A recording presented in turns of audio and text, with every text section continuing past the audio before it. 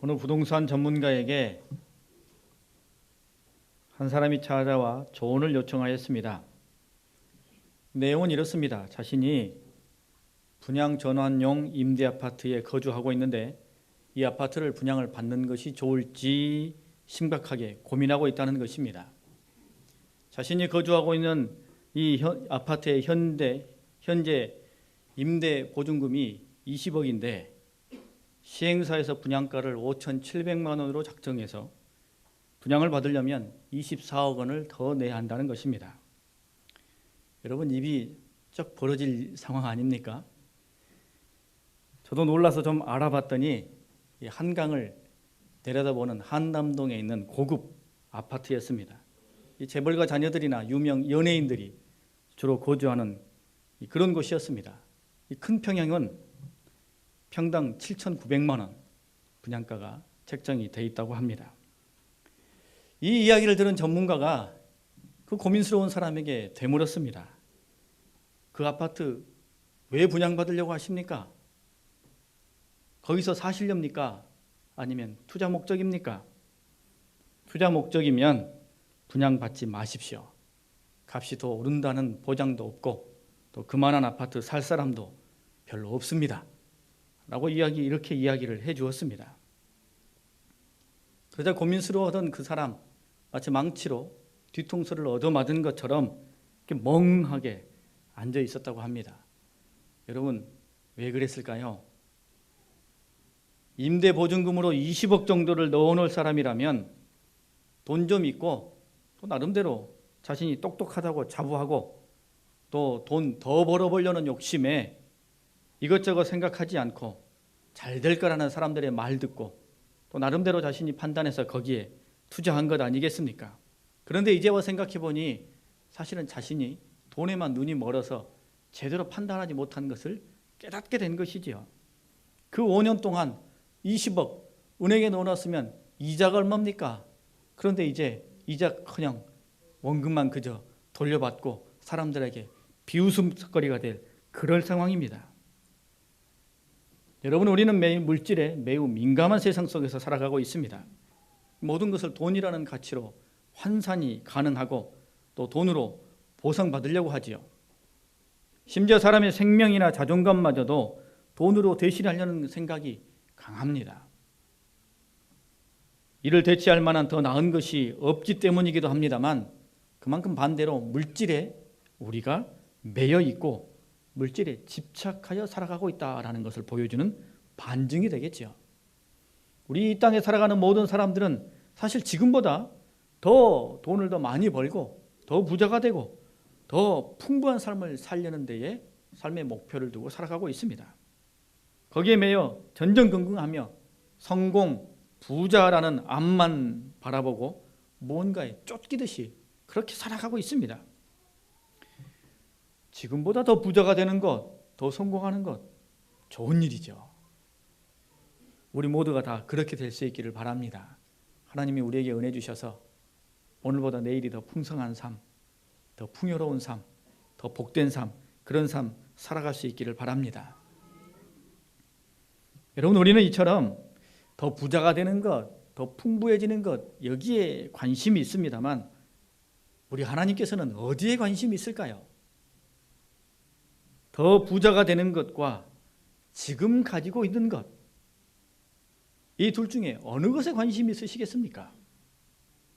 여러분, 두말할 것도 없이 우리 하나님께서는 우리가 지금 가지고 있는 그것, 물질과 풍요, 거기에 관심이 훨씬 더 많으십니다. 왜냐하면 부자가 되고 안 되고는 나중의 문제지요. 그건 앞날의 문제입니다.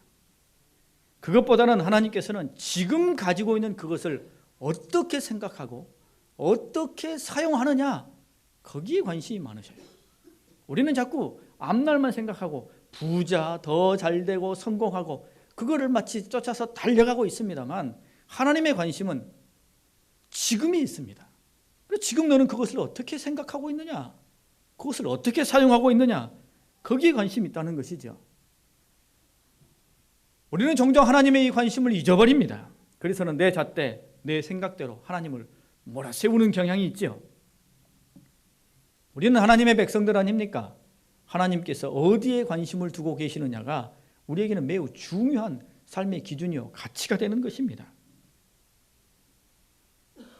하나님께서 보고 계시는 것, 관심을 두고 계시는 그것에 우리는 집중하며 우리의 마음을 품어야 하는 것이죠. 오늘 우리가 읽은 본문의 말씀은 당시 어느 정도 부를 이룬 사람들에게 주시는 말씀입니다. 이 말씀을 통해 물질을 어떻게 생각해야 하고 그 물질을 어떻게 사용해야 할 것인가에 대해서 분명하게 알려주고 있습니다. 우리에게는 해당 사항이 없습니까? 아닙니다. 우리에게도 주시는 말씀입니다. 그 시절에 비교해 보면 우리는 다 괜찮은 사람들입니다. 우리를 그 시절에 갖다 놓으면 다 부자들입니다. 또 많고 적음의 차이는 있습니다만 우리는 다 하나님께로부터 뭔가를 받아 누리고 가지고 살아가는 사람들이죠. 여러분, 하나님께서는 물질을 어떻게 생각하기를 원하실까요? 물질을 잘 사용하기 위해서 물질 앞에서 하나님을 향한 마음가짐이 매우 중요합니다. 여기서부터 바른 시작, 바른 사용이 시작된다고 할 수 있죠. 그래서 우리가 읽은 17절 말씀에 주님께서는 이렇게 말씀하십니다. 마음을 높이지 말고 정함이 없는 재물에 소망을 두지 말고 오직 우리에게 모든 것을 후히 주사 누리게 하시는 하나님께 두며, 여러분 소망을 어디에 두라고요? 물질이 아닌 하나님께 두라는 것입니다. 우리들이 가지고 있는 물질에 관한 아이러니는 이 물질에 매우 집착하면서도 한편으로는 부정적인 것으로 여긴다는 것입니다. 모두가 다 물질과 부를 추구하고 갈망하면서도 그런 마음을 숨기고 싶어 합니다. 또 그것이 왠지 저급해 보이고 또 부도덕하게 그렇게 생각하기도 합니다. 조선시대 학문을 숭배하고 상업을 전시했던 그런 유교 사상이 우리 마음 밑바탕에 아직도 남아있기 때문일 것입니다. 또한 하나님께서도 말씀을 통해 탐심과 탐욕, 즉 물질과 돈에 대한 탐심을 극히 경계하셨기 때문이죠. 디모데전서 6장 말씀에 보면 돈을 사랑함이 일만하게 뿌리다라고 말씀하셨어요. 하지만 여러분, 오해해서는 안 되죠. 돈 자체, 물질 자체, 풍요 자체가 나쁜 것은 아닙니다. 그거 누가 주신 겁니까? 하나님이 주신 것이죠. 그것도 은혜와 선물로 주신 것입니다. 하나님이 우리에게 선물로 주신 겁니다. 단지 돈을 주인 삼고 돈을 모든 가치 판단의 기준으로 삼고 돈만 바라보고 살아가는 인생이 잘못된 것이기 때문에 그렇게 돈만 쫓아 살아가다가는 삶도 망치고 영혼도 망치게 되기 때문에 하나님께서 지극히 경계하신 것이지요. 바울은 이렇게 말했습니다. 모든 것이 하나님께로부터 낫도다. 이렇게 선포했습니다. 욥도 주신 이도 여호시오 거두신 이도 여호와시입니다 라고 고백했습니다. 여러분, 나무에 과실이 맺히고 곡식이 익어가게 하는 것 모두 다 하나님께서 베푸신 자연의 섭리요 우리에게 향하신 하나님의 복 아닙니까? 하나님께서는 당신의 백성들에게 복을 더 얹어주기를 기뻐하시고 즐거워하시는 하나님입니다. 그 하나님께서 우리에게 분명한 원칙을 선포해 주시죠. 소망을 누구에게 두라고요? 하나님께 두라는 것입니다. 소망을 하나님께 두라는 것이죠. 물질의 원소유주가 누구입니까? 하나님이죠. 주시는 것도 거두시는 것도 하나님이시니 어리석게 물질만 바라보고 물질에만 매여 자기 삶을 무가치하고 무기력하게 제한하지 말고 하나님을 바라보라는 것입니다. 우리들에게 있어서 물질이 매우 중요한데 그 물질만 매여 살면 더 중요한 것을 놓치게 된다는 것입니다. 저는 종종 어느 권사님이 입버릇처럼 말했던 그 고백이 생각날 때가 있습니다. 하나님께서 통장에 동그라미 하나만 더 넣으시면, 하나님께서 수표 색깔만 바꿔버리면, 이렇게 늘 말씀하시던 권사님 생각납니다. 그분 이렇게 이야기하셔요. 하나님, 나 이것 포기하고 이것도 내가 내 십자가, 내 몫으로 알고 지고 내가 감내하고 꿀꺽 삼키고 내가 이렇게 지금 열심히 희생하고 감내할 테니 지금 소소한 것으로 주시지 말고 다음에 제대로 큰 것을 한번 주십시오. 이렇게 말씀합니다. 여러분, 하나님이 우리의 소망이요, 모든 것의 주인이 하나님이신데 이렇게 말할 배짱 없겠습니까? 이렇게 말할 그런 상황 우리에게 없겠습니까? 우리도 할 수 있죠. 하나님이 우리의 소망이죠. 여러분, 물질의 소망을 두면 항상 흔들릴 수밖에 없어요. 물질이 많으면 많을수록 더 마음이 흔들립니다. 신경 쓸 일도 많고 골치만 아프죠. 물론 알 것은 알아야 되죠. 삶의 지혜도 필요합니다. 그렇기 때문에 더더욱 물질이 아닌 하나님께 소망을 두어야 한다는 것입니다. 하나님께 소망을 둘 때 하나님이 나에게 주신 이 물질을 잘 사용할 수 있게 되는 것입니다. 그 물질을 정확하게 사용할 수 있게 되는 것이죠. 그것을 통해 하나님도 기쁘게 하고 우리에게도 더 큰 복으로 인도함 받는 귀한 복의 통로가 된다는 것입니다. 하나님은 우리로 하여금 물질 때문에 넘어져라, 너 한번 쓰러져 봐라, 미혹의 거리, 유혹의 거리로 우리에게 물질을 주신 게 아니에요. 그 물질을 하나님이 주신 것으로 알고 잘 사용해서 더 복되고 더 건강하고 더 행복한 삶을 살아라고 우리에게 선물로 주신 겁니다. 근데 이걸 놓쳐버리고 물질에만 우리의 마음을 빼앗기고 물질이 마치 우리 주인인 것처럼 그렇게 살아가면 결국 우리가 무너지게 된다는 것입니다. 그래서 그 당시 돈 좀 가지고 있는 사람들에게 주님께서 이렇게 경계하시는 거예요. 돈에 매이지 말고 물질에 소망을 두지 말고 하나님께 소망을 두어라. 그러면 소망을 하나님께 둔 사람들은 물질을 어떻게 사용해야 합니까? 첫 번째는 자신을 위해서 사용해야 합니다. 하나님께서 우리에게 물질을 주시고 풍요를 주신 이유가 뭡니까? 우리 보고 쓰라고 주신 겁니다. 사용하라고 주신 것이죠. 활용하고 즐거워하라고 우리에게 주신 것이죠. 부모가 자녀에게 용돈을 주는 이유가 뭡니까? 쓰라고 주는 것이죠. 필요한 곳에 쓰라는 것입니다. 그런데 자녀가 한 푼도 쓰지 않고 꼭꼭 모아만 둔다면, 도무지 쓸 줄 모른다면 부모 마음이 흡족합니까? 걱정스럽습니까? 사용하고 유용하게 쓸 줄 알아야 되는 것이죠. 하나님께서 우리에게 물질을 주시고 풍요를 주시는 것도 똑같습니다. 17절 말씀에 이렇게 말씀하고 계십니다. 오직 우리에게 모든 것을 후히 주사 누리게 하시는 하나님께, 누리게 하시는 하나님, 그걸 후히 왜 주셨어요? 누리라고 주셨다는 거예요. 출애굽한 이스라엘 백성들 광야에 살아갈 때 하나님께서 만나와 메추라기를 늘 부어주지 않으셨습니까? 그거 왜 주셨습니까? 구경하라고 주셨습니까? 아, 우리 하나님은 이처럼 위대한 역사를 이루시는 분이구나, 그거 보고만 앉아있으라고 주신 겁니까? 아니죠. 먹으라고 주신 거예요. 누리라고 주신 것이죠. 하나님께서 당신의 백성들에게 물질을 주신 것도 누리라고 주신 것입니다. 부끄러워할 것도 아니요, 감출 것도 아닙니다. 여러분, 소위 맛있는 것도 사 잡수시고 보약도 드시고 좋은 것도 여행 다니십시오. 하나님께서 이 모든 것을 우리에게 누리라고 주신 겁니다. 맛있는 음식 있는 것, 그거 냄새만 맡으라고 하나님이 만들어 놓으셨겠어요? 좋은 절경, 어디 가니까 좋은 절경이 있더라, 귀로 듣기만 하라고 하나님이 그거 만들어 놓으셨겠습니까? 다 우리 보고 누리라고 그거 주신 것입니다. 여러분, 하나님께서 물질 주셨는데 그거 쌓아놓기만 하고 가만히 있으면 하나님이 주실 이유가 있겠습니까? 목적 없이 쌓아만 놓고 깔고 앉아만 있으면 하나님께서 일부러 그렇게까지 역사해 주셔서 그것을 주실 이유가 없는 겁니다. 어르신들이 하시는 말씀 중에 내가 쓰는 돈만 내 거다 라는 말씀이 있죠. 참 지혜로운 말씀입니다. 여러분, 통장에요, 많은 돈 넣어두면 뭐합니까? 엄청 비싼 집에 살면 뭐합니까? 실제 내가 나를 위해서 쓰는 것만 내 돈입니다. 은행에 넣어둔, 제가 한 100억 넣어뒀다고 생각해 보십시오. 100억 은행에 넣어두면 그거 제 돈입니까? 아니에요. 은행이 자기 돈인 양 자기 마음대로 여기저기 투자하고 돈 빌려줘가지고는 이자 받고 그 이자 받은 것에 쥐꼬리만한 것만 놔줍니다. 은행에 넣어놓으면 그 순간 내 돈인 것 같은데 은행 돈이에요.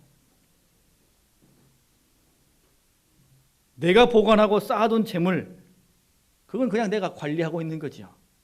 내 게 아닙니다. 쓸 줄 알아야 돼요. 쓰라고 하나님께서 우리에게 주신 것이죠. 앞날을 위해 저축도 하고 보험도 들고 좋은 일도 하고 다 그렇게 자신을 위해서 쓰라고 하나님께서 주신 것이죠. 예전에 어머니들 생각하면, 지금 우리 할머니들 생각하면 참 마음에 한켠에 짠함이 있습니다. 참 어려운 형편, 그 어려운 시절에 자녀들 키우느라고 얼마나 애쓰시고 노력하셨습니까? 그 각박한 현실을 온몸으로 헤쳐나오셨어요. 그런데 정작 우리 자녀들은 그 시절이 그만큼 그렇게 힘든 줄은 모르고 컸습니다. 왜 그랬습니까? 어머니는 생선 머리 젓으시고 몸통은 자녀들 줬기 때문이에요. 저희 어머니도 명태 머리만 드셨습니다. 머리에 헤쳐 발라 잡수시면서 맛있다 하셨어요. 하지만 지금도 머리만 드시면 안 되죠. 이제는 몸통 드셔야 됩니다.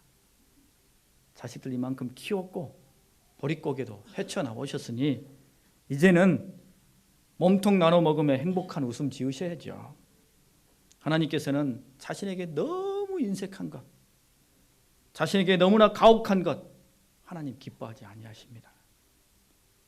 예수님께서도 이 땅에 오셔서 먹고 마시셨어요.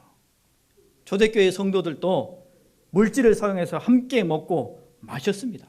주님께서도 우리에게 주기도문을 통하여 일용할 양식을 주시고라고 간구하러 가셨습니다. 이 땅에서 누릴 것은 바르게 누려야 하는 것이죠. 전도서 말씀에 보면 이렇게 기록합니다.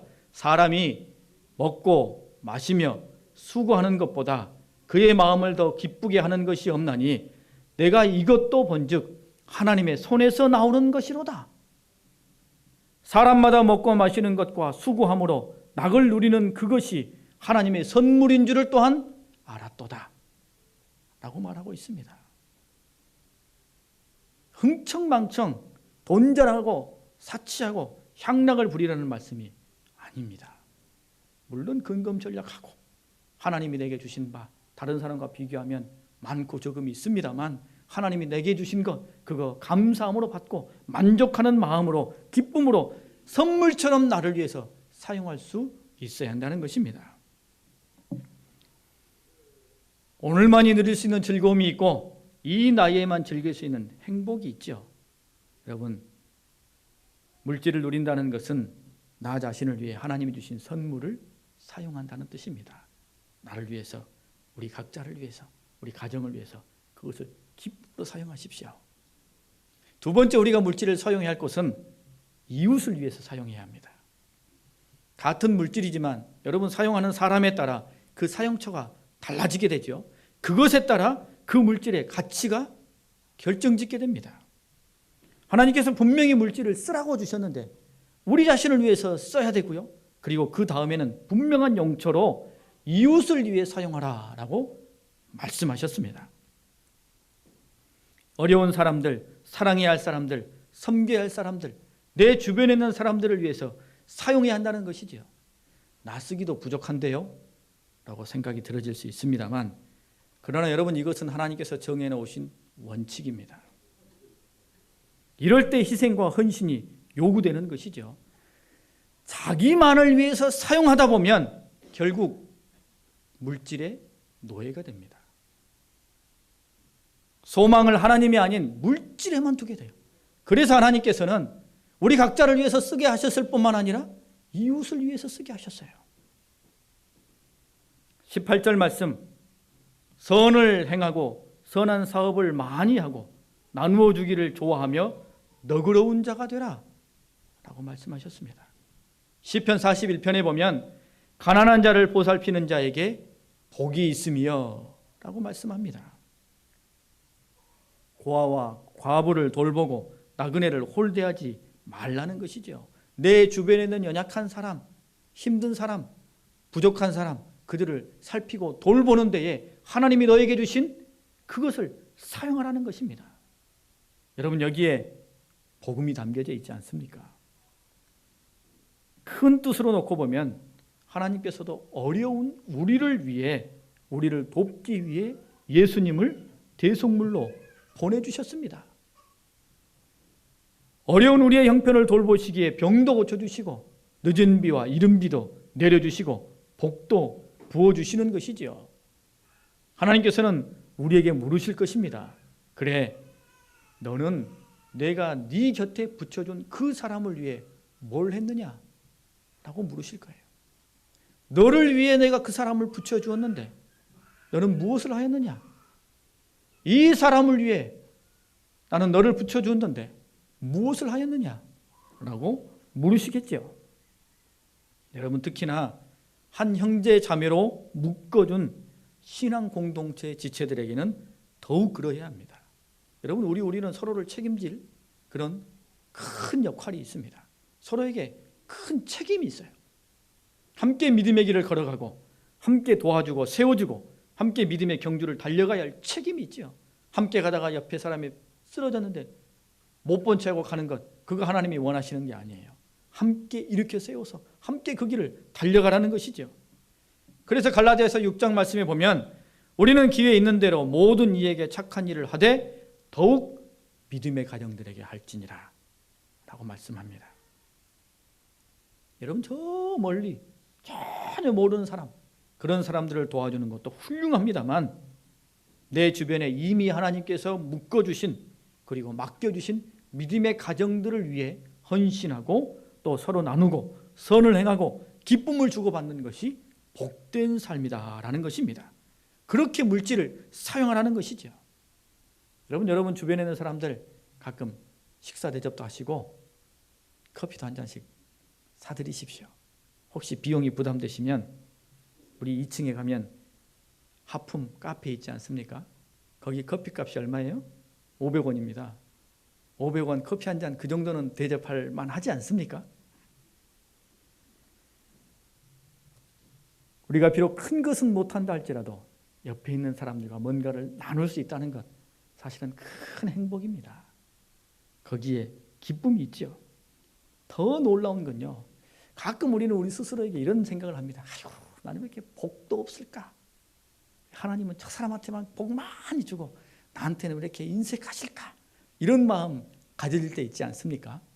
전혀 아닌 것처럼 그런 표정들로 앉아 계셔요.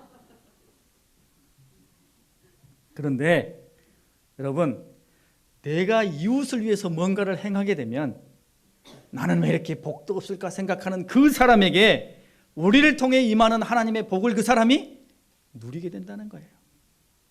자기 혼자만 생각했을 때는 나는 왜 이렇게 복도 없을까 했는데 누군가가 와가지고 어깨도 두드려주고 가서 맛있는 거 먹자고 데리고 가고 그러면 이야, 나도 복 있는 사람이구나 이렇게 생각하게 하는 겁니다. 하나님의 그런 복을 우리에게 주시는 것이죠. 여러분, 물질은 이렇게 사용하라고 하나님께서 우리에게 주시는 겁니다. 세 번째, 우리가 물질을 사용하는 것은 하나님의 나라를 위해서 사용해야 합니다. 하나님은 돈이 필요치 않으시죠. 그런데 그런 하나님께서 예물을 드리라라고 말씀하셨어요. 단순한 권면이나 요청이 아니라 명령으로 하셨습니다. 신명기 16장 말씀에 보면 너희 가운데 모든 남자는 1년에 3번 곧 무교절과 칠칠절과 초막절에 내 하나님 여호와께서 택하신 곳에서 여호와를 배웁되 빈손으로 여호와를 배웁지 말고 라고 말씀하셨어요. 빈손으로. 이 말씀이 구약에 종종 등장합니다. 빈손으로 하나님 앞에 나오지 말라. 반드시 예물을 가지고 나오라 라고 그렇게 명령하셨어요.